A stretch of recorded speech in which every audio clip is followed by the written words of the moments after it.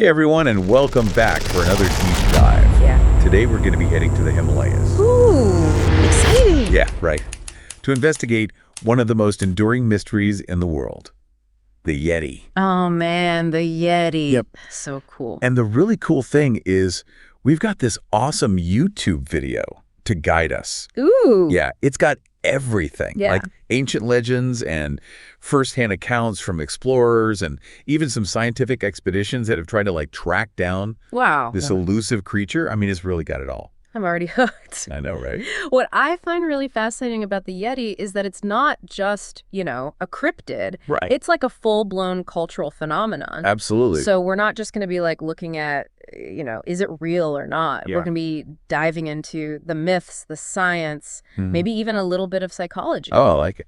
To understand why this creature continues to fascinate us. Yeah, exactly. So our mission today is to help you separate fact from fiction when it comes to the Yeti and, really explore why this creature, despite the lack of, super hard evidence, Right. still manages to capture our imaginations. And the video, it jumps right in with this really chilling story from 2008 in Arunachal Pradesh, where this worker was found dead. Oh, wow. Under some, pretty mysterious circumstances. Mysterious how? Well, think about it. A broken neck, a remote location in the Himalayas. Okay, yeah. And all these locals are whispering about the Yeti being the culprit. Ooh, spooky. I know, right? Right. It kind of makes you think about, those primal fears we have and how we try to make sense of the unexplainable. Totally. Yeah, it plays right into that. Yeah, and that's just the beginning of the video. Oh, wow. Yeah. And then it goes on to talk about that tweet from the Indian Army in 2019. Oh, yeah, I remember that. Yeah, they claim to have found these huge Yeti footprints. Huge. Yeah, near the Makalu base camp. Oh, wow. Just goes to show you how these stories can go viral so fast in the age of social media. Right. And they can really re-spark that public interest in these age-old mysteries. It's interesting, though, because even with all the technology and stuff we have today, Yeah. it seems like we still crave that sense of mystery. Absolutely. But before we get too caught up in all the modern stuff, Yeah. let's rewind a little bit. Okay. Because the Yeti, it's got this really long history. Right? Oh, for sure. It's deeply rooted in Himalayan folklore and mythology. What kind of stuff are we talking about? Well, in Tibetan legends, for example, Yeah. the Yeti isn't always portrayed as this scary monster. It's often seen as this powerful being that's connected to the mountains. Interesting. Yeah, sometimes they even link it to human ancestry, or they feature it in their spiritual rituals. So it's not just about the creature itself, you know? It's about how it reflects the beliefs and values of the cultures that created these stories. So it's more like the Yeti is like this symbol Exactly. that helps people understand their place in the world. Yeah. And their relationship with nature. Precisely. And, this is a fun fact, but even Alexander the Great, Right. back in 326 BC when he was conquering India, Yeah. was apparently fascinated by tales of the Yeti. No way. Yeah, he actually asked to see one. Wow. But his guides told him the creature couldn't survive at lower altitudes. Oh, so he couldn't even go looking for it? Nope. That's wild. Right. So the allure of the Yeti, It goes way, way back. It really does. But I think for most of us, in the West at least, Yeah. our fascination with the Yetis really started in the 20th century with that iconic photograph taken by Eric Shipton in 1951. Oh, yeah, the footprints. Yes. Those massive footprints in the snow on Menlung Glacier, Class. it really sparked a global obsession. It's true. That image, it was everywhere. It was in newspapers, magazines. It fueled a ton of expeditions. It was this media frenzy. Right. And that's kind of when the Yeti went from, this regional folktale to this global phenomenon. Totally. Yep. And I think that's when the abominable snowman really took hold. Wait, the abominable snowman? Isn't that like a mistranslation or something? You're totally right. Okay, so what's the real story? So it comes from the Sherpa term, Meadow Kongmi, Okay. which actually translates more accurately to man-bear snowman, which is definitely less intimidating. Yeah, a little less kitschy. Right. But abominable snowman, it just has that ring to it. Yeah, it's stuck. It did. And it's funny because people were taking this stuff seriously. Really? Oh, yeah. In 1959, the U.S. and Nepal, they actually drafted regulations What? Yeah, to protect Yetis. Like actual laws to protect Yetis? Yes! They were worried about people capturing or killing them. That is wild. I mean, it shows you how seriously some people were taking it. Yeah. It's like it was the legit creature that needed legal protection. Right. Imagine those government meetings. Oh, man. Trying to figure out how to protect a creature that might not even exist. It's crazy. It is, but it also kind of makes you think... About how the Yeti became this symbol of the unknown. Okay, yeah. This thing that's worth protecting from the modern world. I like that. But, what about the people who are actually out there, Oh, yeah. searching for the Yeti? The explorers. Yeah. Like, what can we learn from their experiences? That's where things get really interesting. We've got these larger-than-life figures like Peter Byrne, Reinhold Messner, and Daniel C. Taylor, each with their own approach to the mystery. Okay. And fascinating stories to tell. Let's hear them. All right. So first up, we've got Peter Byrne. Okay. And his story, it reads like an adventure novel. Oh, really? Yeah. He managed to smuggle what was believed to be a Yeti finger. Wait, a finger? A finger! Out of a monastery in Nepal? Oh, wow. And he even got James Stewart. No way. Like the actor. The one and only. Wow. To help him get it to London for analysis. So he was a believer then? Oh, yeah. Byrne was dedicated. He was like a real-life Indiana Jones. Okay, but what about the finger? Well, unfortunately, the analysis revealed it to be human. Oh, man. Yeah, which reminds us that even the most passionate pursuit of the unknown doesn't always lead to the answers we expect. So dedication doesn't necessarily equal success. Right. Okay, what about this Reinhold Messner guy? Ah, Messner. He's a legend. A legend how? He's considered one of the greatest mountaineers of all time. Wow. And initially, he was totally dismissive of the Yeti. Oh, so he thought it was all bunk. Pretty much, yeah. Okay. But then in 1986, he had this encounter that completely changed his mind. What happened? Well, he claims he came face to face with this creature. Whoa. Yeah, and it shook him up. Wow. And after years of research, he came to the conclusion that what people were seeing were actually Himalayan brown bears. Really? Yeah, they can actually walk on their hind legs for short periods. Oh, I didn't know that. And their tracks in the snow, well, they can be pretty misleading. Okay, so even a seasoned mountaineer like Messner could be fooled by a bear. It just goes to show you how powerful perception can be, especially when you're in a place like the Himalayas. Okay, so we got one explorer chasing Yeti fingers, another one mistaking bears for Yetis. Yep. Who else is there? There's Daniel C. Taylor. Okay, what's his deal? So he spent years in Nepal's Burun Valley, very meticulously documenting these footprints that he was convinced belonged to a Yeti. They turned out to be from a tree bear. Another bear. Bears are tricky. Seriously, it seems like bears are a recurring theme in these Yeti stories. Right. So it sounds like it's actually really hard to separate myth from reality in the Himalayas. Exactly. It's a harsh environment. Yeah. It's easy to misinterpret things. Especially when you're looking for something specific. Right. Your mind can play tricks on you. That's true. And I think all these explorers, despite their different approaches, they force us to think about how we approach the unknown. What do you mean? Well, like, how do we balance open-mindedness with skepticism? How do we interpret evidence, especially when it's so often ambiguous? That's a great question. And it makes me wonder if there's something more to this whole Yeti thing.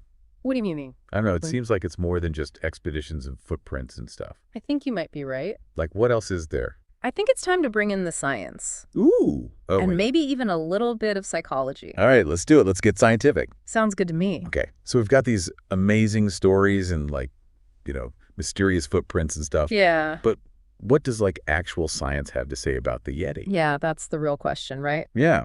And, our source video talks about some DNA analysis that was done on supposed Yeti hair samples. Right. So back in 2014, Oxford University did this big study that made headlines everywhere. I remember that. They analyzed over 30 hair samples. Wow. Collected from all these different places. Okay. And initially they were like, whoa, 2 of these samples could be from an unknown species. So like a Yeti. Well, they didn't say that outright. Okay. But there was definitely that possibility. So people were pretty excited then. Oh, yeah. There was a lot of buzz. But, science marches on. Right. And they did further analysis using more advanced techniques. And it turned out that even those two intriguing samples actually belong to a rare subspecies of... You guessed it. Himalayan brown bear. Those bears again. They're everywhere. It seems like every time we get close to the Yeti, it turns out to be a bear. I mean, it kind of makes sense, right? Yeah, they live in the same area. Right. And we know those bears can get pretty big. True. So what about the rest of the hair samples from that study? All from known animals. Right. Mostly bears. Surprise, surprise. Of course. And there was even one from a dog. A dog. Yeah. Who knows how that got mixed in? That's kind of funny. Right. But yeah, it was definitely a letdown for those hoping for, like a brand new species. Yeah, I bet. But I guess that's how science works, right? Exactly. You have to follow the evidence. Yeah. Even when it leads you away from what you were hoping to find. Okay, so one study down, what else is there? Well, there was another study in 2017 by a team from New York University. Okay. And they analyzed a bunch of supposed Yeti artifacts. Like what? Skulls, bones, pieces of fur, you name it. So like the real deal. Well, that's what people thought. Okay. Same story. Bears. And some other Himalayan animals. Like? Goats, yaks, that sort of thing. Wow. So even those supposed Yeti relics, they weren't what people thought they were. Nope. Seems like science keeps debunking these Yeti claims. It's pretty amazing though, right? What do you mean?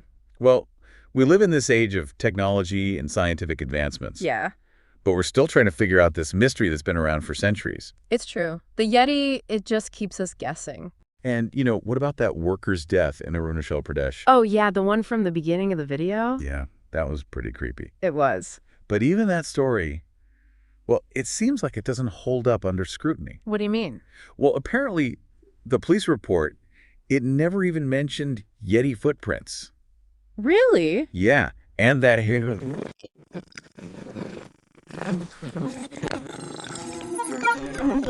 Wow. So even the most chilling accounts can have a pretty ordinary explanation. Right. It really shows how easily our minds can, fill in the blanks. It's true, especially when we're dealing with the unknown.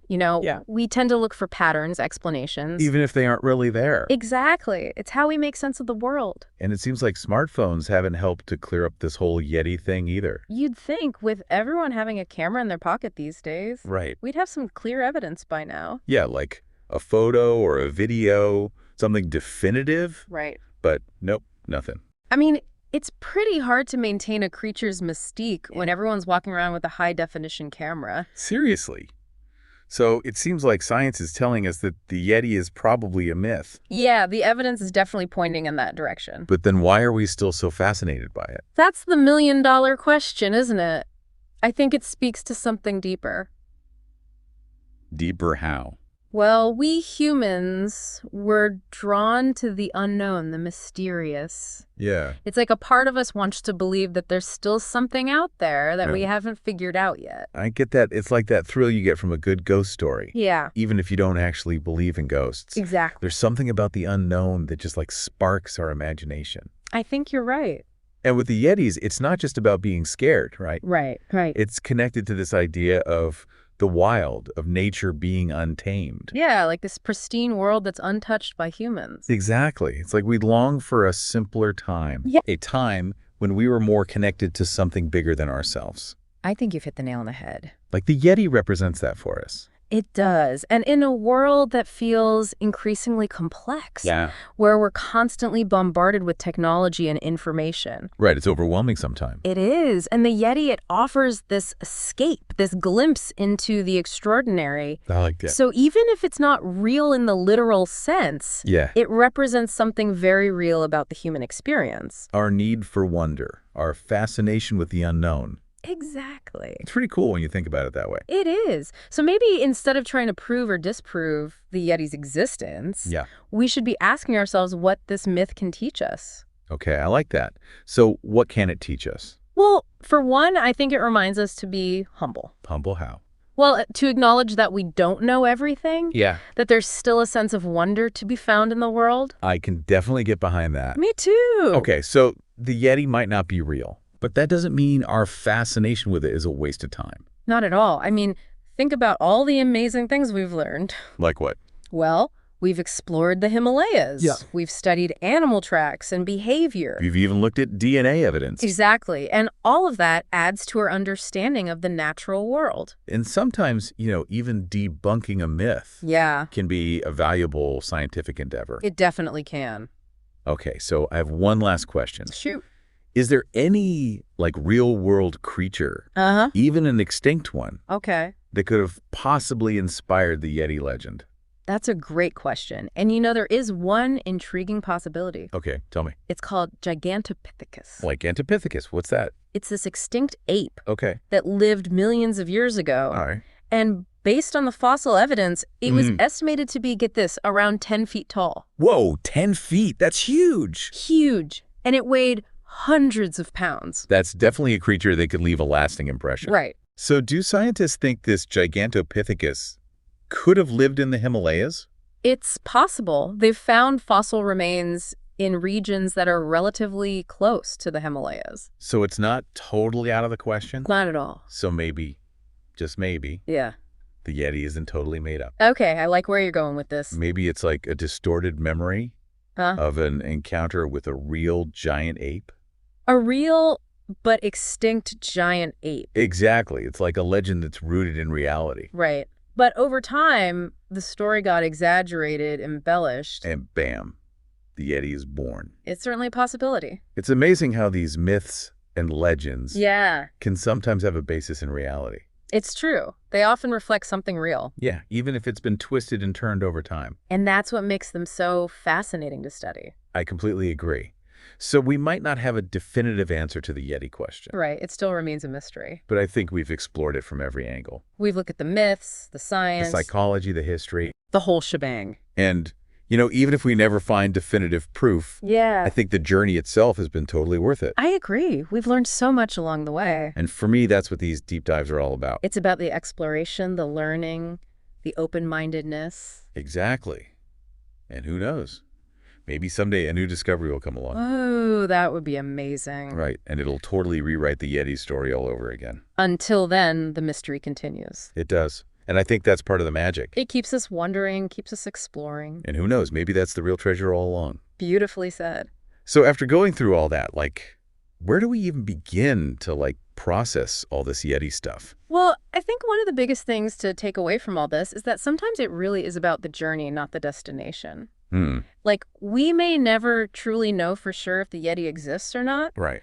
But the exploration itself, all the research, the stories, the debates, it's all been so enriching. Yeah, I get that. It's we're not just searching for an answer. Right. We're asking questions. We're digging deeper, challenging our own ideas about the world. Exactly. And think about all the fascinating stuff we've uncovered along the way. Yeah, like what? Well, we've delved into the history of exploration in the Himalayas.